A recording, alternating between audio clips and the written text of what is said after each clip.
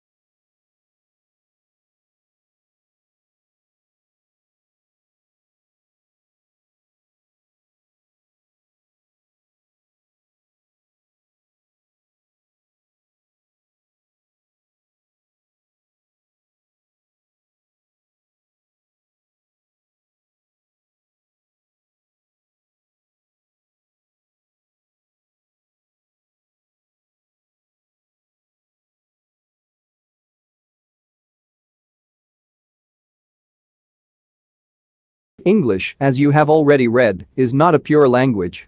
I don't think there really are any pure languages in the world. But English is definitely not a pure language. English, in fact, has borrowed from over 350 languages in its history. So it's a variety of many languages. Some people say it's like a dog, a mongrel dog, a dog that has been made up of many different dogs. The English language is like that. By looking at the history of the English language, we learn about the history of the English people. The two things are closely connected. So, in fact, today we are not only learning about language, but we are learning about history. The fact that English has borrowed words from over 350 languages has been viewed differently throughout history. So for example, in Shakespeare's time, people were very angry about words which were not, they thought, original English words which came from other languages, they didn't like them.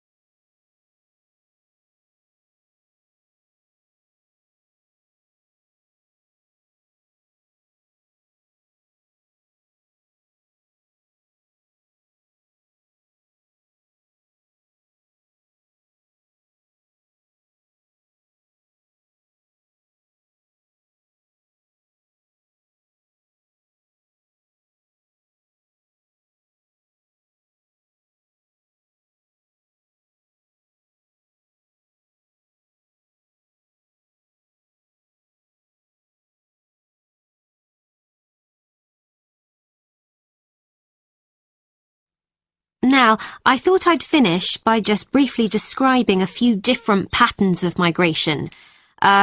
Migration varies with the type of bird and the area they come from. For example, one kind of migration is partial migration. This means that some birds in a particular species will migrate and others won't. It usually depends on how the weather affects food supplies, and very often happens in the tropics.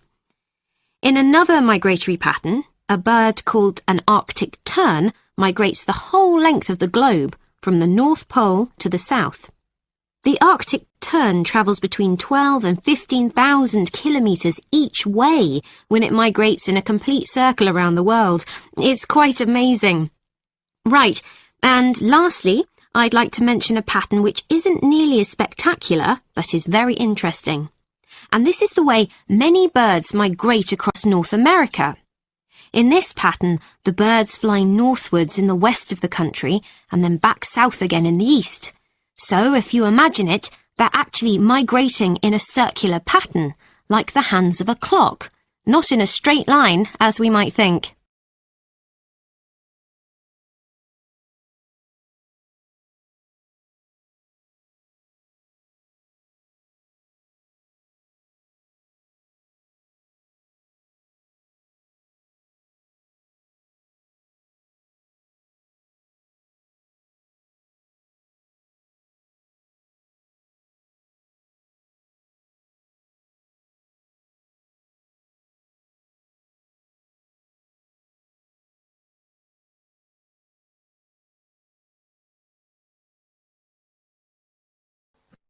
What you have so far is ideal for the home or office, but what about commercial applications? Well, we're going to demonstrate the nutrient film technique, which is popular with some commercial growers, particularly for the cultivation of crops such as runner beans and tomatoes. Producers would really like to see some innovation in the cultivation of potatoes and yams too, but obviously, this technique is only suitable for those crops which grow above ground. What about peas? Well, we found peas were awfully tricky to grow using this method, although we're still unsure as to the reason.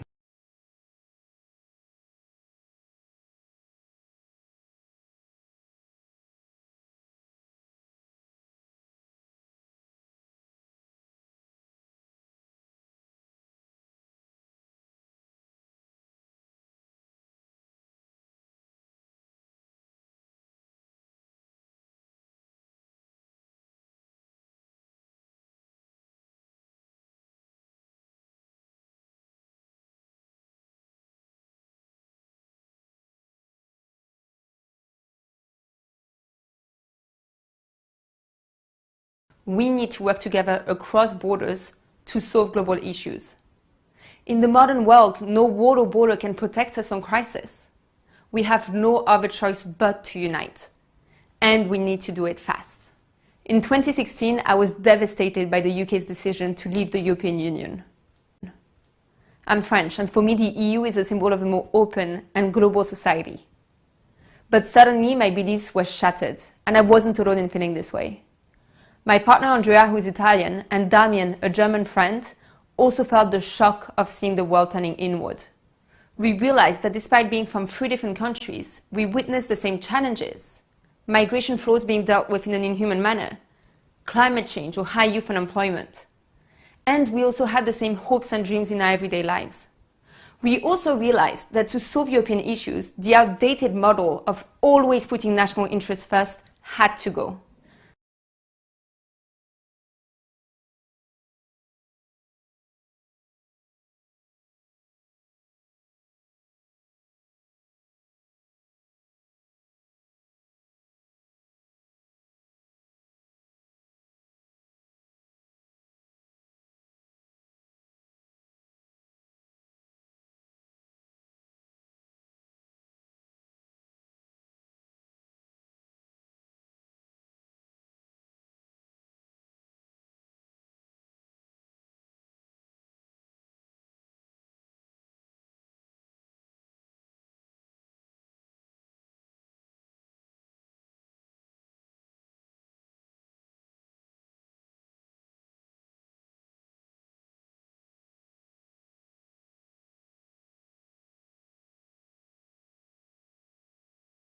Around 5 years ago, it struck me that I was losing the ability to engage with people who aren't like-minded.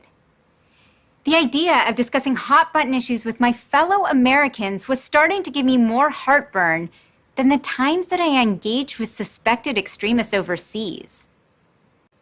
It was starting to leave me feeling more embittered and frustrated.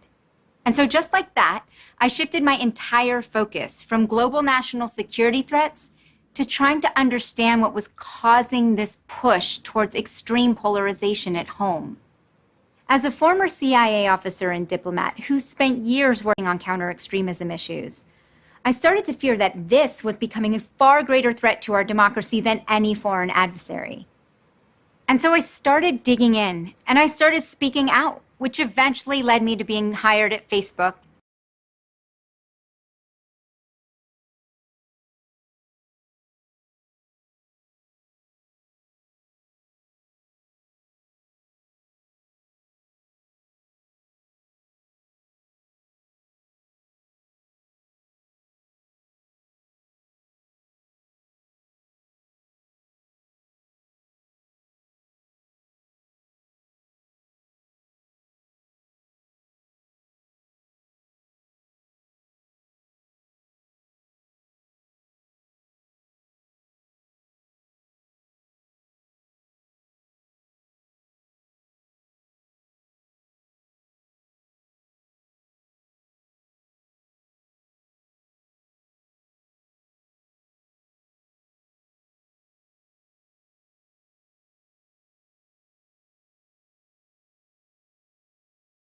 When I started shifting my focus from threats abroad to the breakdown in civil discourse at home, I wondered if we could repurpose some of these Hearts and Minds campaigns to help heal our divides.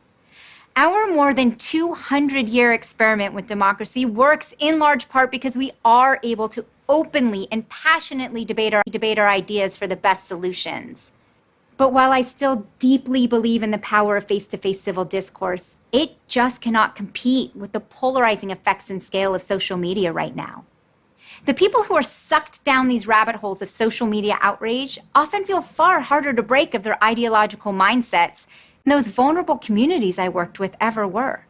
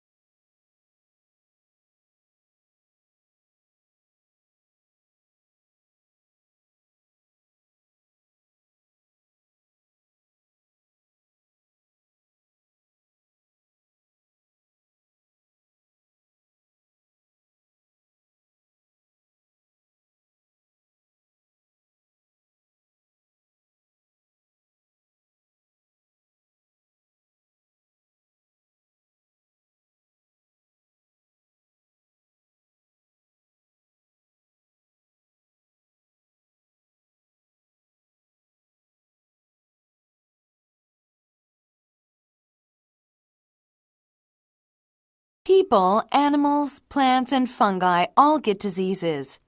Pathogens cause them. Pathogens are things such as bacteria and viruses. They enter living things and cause them to get sick and sometimes to die. But living things have defenses against pathogens. These defenses are found in their immune systems. There are two types of immune systems, innate and adaptive. First, let's examine the innate immune system. An innate immune system in a living thing is always active. It's an organism's first line of defense against diseases. Let's think about humans, shall we? The skin is our first defense. How? Well, it prevents many things from entering the body. Also, the mucus in the nose prevents airborne foreign bodies, many of which are harmful, from entering the body. What else? There are defenses in the body as well. For instance, both the stomach and intestines produce acids. Some of them are able to remove pathogens from the food we eat. There's another important defense inside the body. These are white blood cells. When pathogens enter the body, white blood cells move to fight them. It's like they're soldiers fighting an invading army. The white blood cells go where the pathogens are. They attack the pathogens and try to remove them from the body. As you can guess, they're extremely useful. Now, how about some innate systems in other animals and plants? Let me give you some specific examples of them.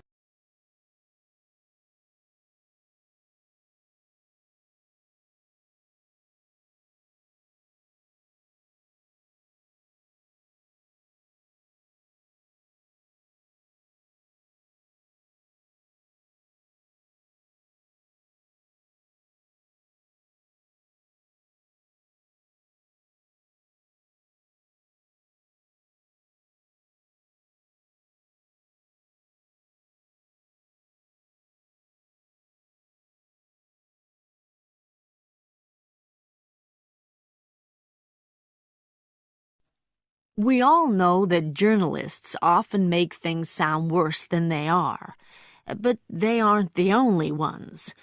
It seems that scientists sometimes do it too.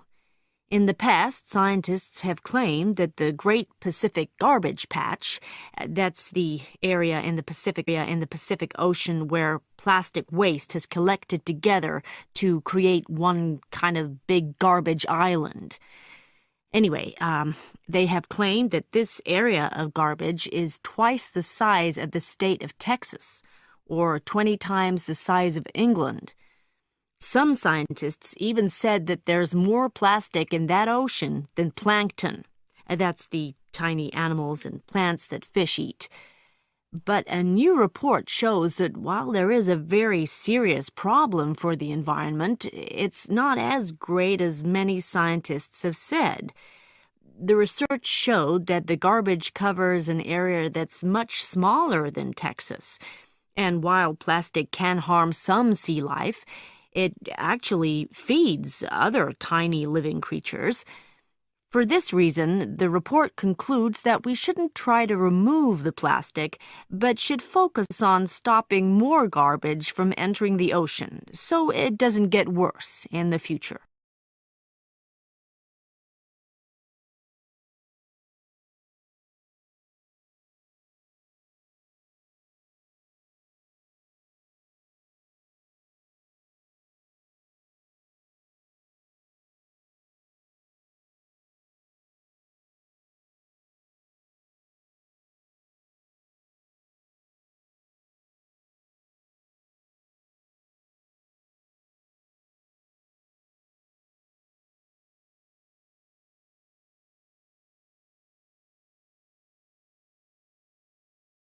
You've all probably heard about zoning laws, but many people are confused about what they are. So I'd like to cover them now. Local governments such as cities and counties typically pass zoning laws. They regulate how people use the land in certain parts of the city or country. Think about our city for a moment. It's divided into various districts. Some are commercial while others are residential. This isn't accidental, it's intentional. The city developed this way because of zoning laws. You see, in the commercial district, there are businesses. And in the residential district, there are houses and apartments. You can't open a factory in the residential district, and you can't erect an apartment building in the commercial district. You can't do these things because of zoning laws. There are actually quite a number of zones. As I just stated, there are residential and commercial zones. There are also industrial, agricultural, and recreational zones. Industrial zones are for factories and other manufacturers. Agricultural zones are for farms, and recreational zones are for parks, lakes, and sporting facilities. So why do we need these zones? Well, think of it like this. Would you like a factory located right next to your house? How about a huge farm next to the shopping mall downtown? Or what about a big warehouse with lots of trucks next to the park? Yeah, that's what I thought. And that's why we have zoning laws. They keep various buildings or businesses out of places where they don't belong.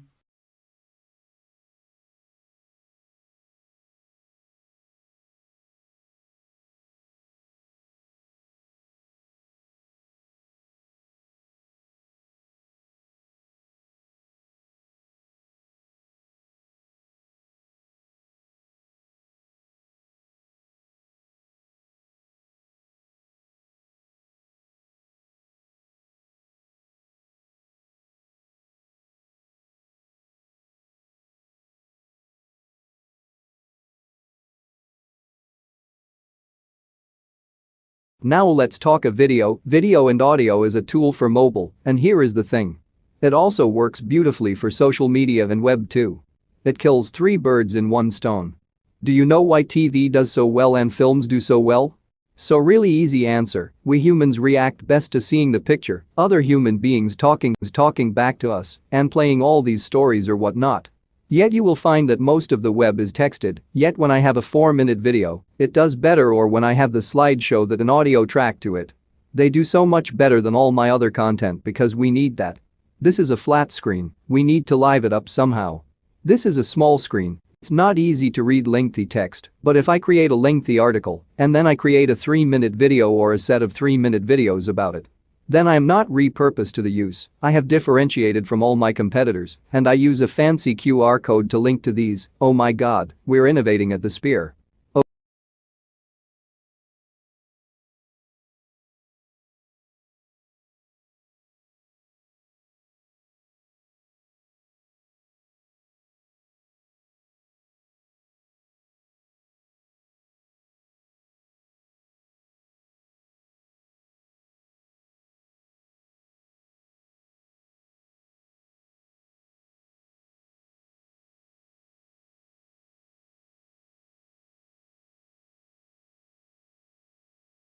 Good afternoon.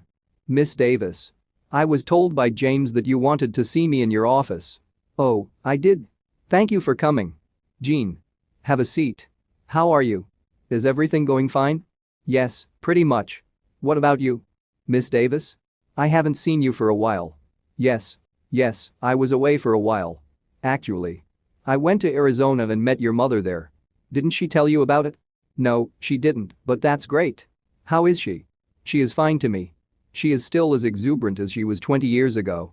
You will never know how great a teacher your mother was. Anyway, how is your semester? It was fun. The teachers were nice, especially Milliseconds. McKenna. I loved her class. Strange. I never liked math and struggled so much until I met Miss McKenna. That's great. How was she so wonderful? She spoke softly and explained thoroughly. She answered all of the questions earnestly. I wish all my teachers were like McKenna. Many of our students made that comment in the past, too. Who could have guessed that? I could get an A in math? Why not? You are smart, you can get an A in any subject you want, as long as you try. I believe. So I should have tried harder instead of giving up and neglecting the hard subjects.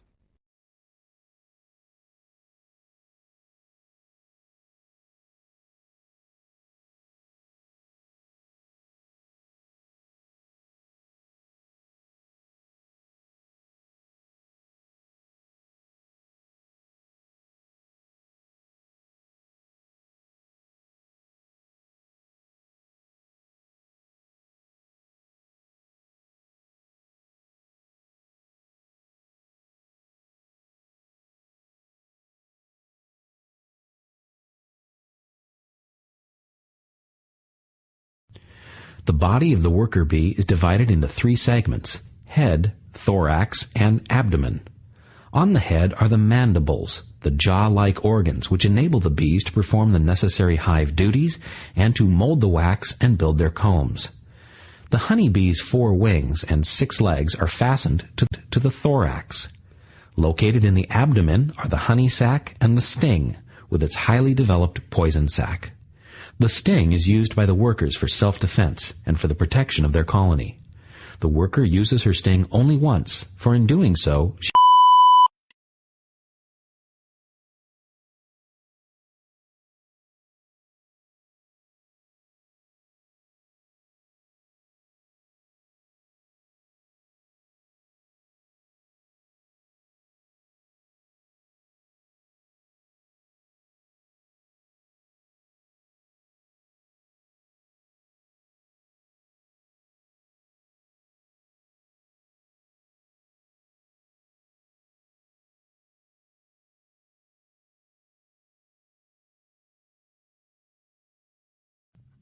Composition is the organization of shapes and forms into a whole, an expressive whole.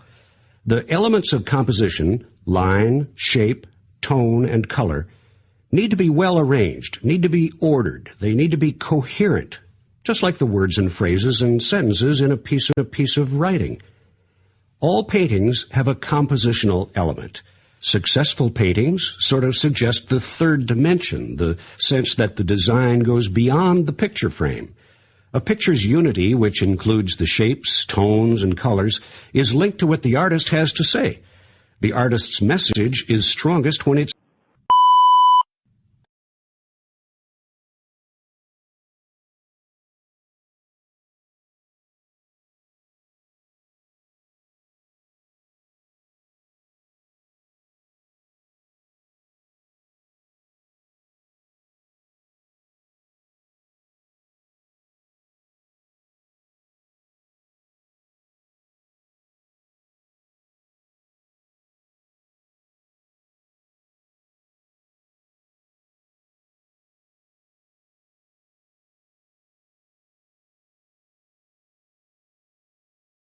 Domestic dogs come in a stunning variety of shapes and sizes, and different breeds wear different coats.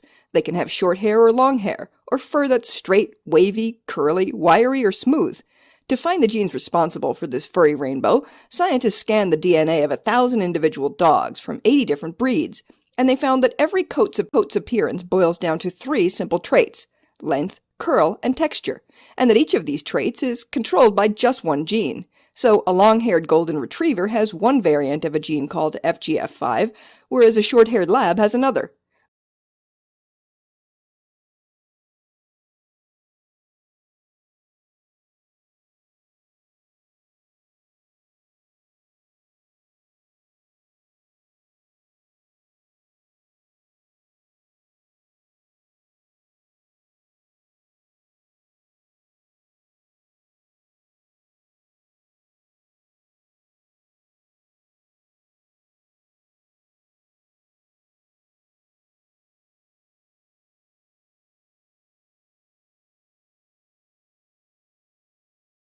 Researchers measured the amounts and kinds of drugs that made their way through users to become included in untreated wastewater.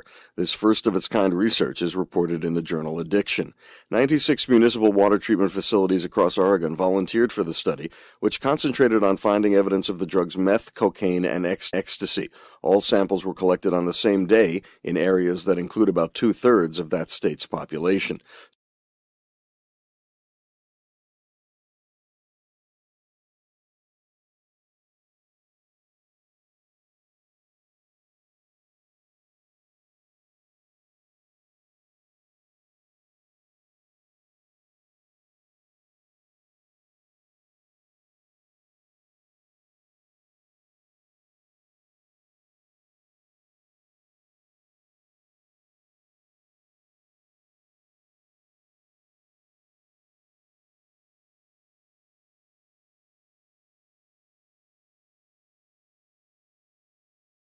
That means that we have so many struggling overlaps.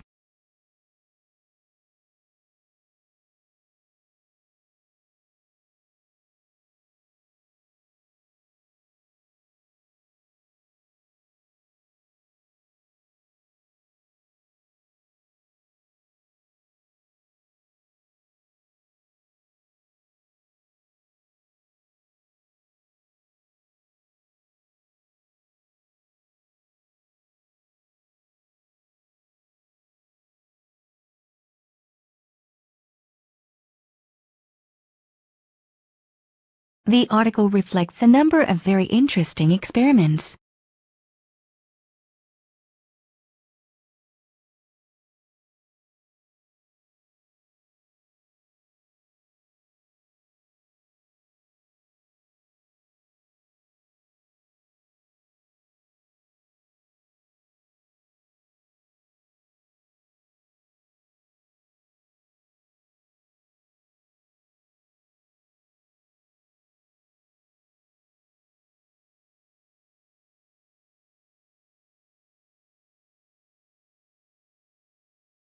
The aerial photographs were promptly registered for thorough evaluation.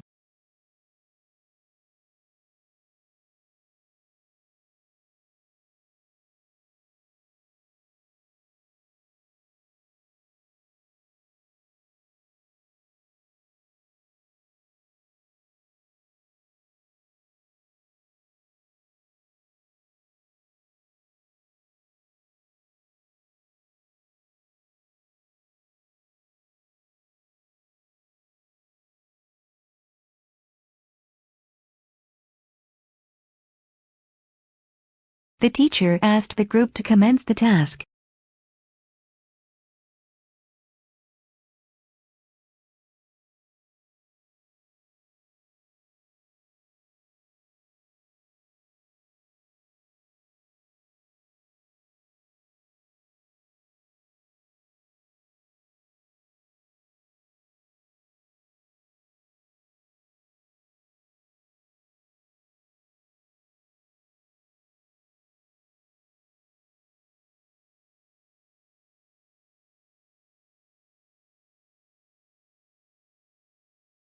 Control system in manufacturing provide a high level of accuracy.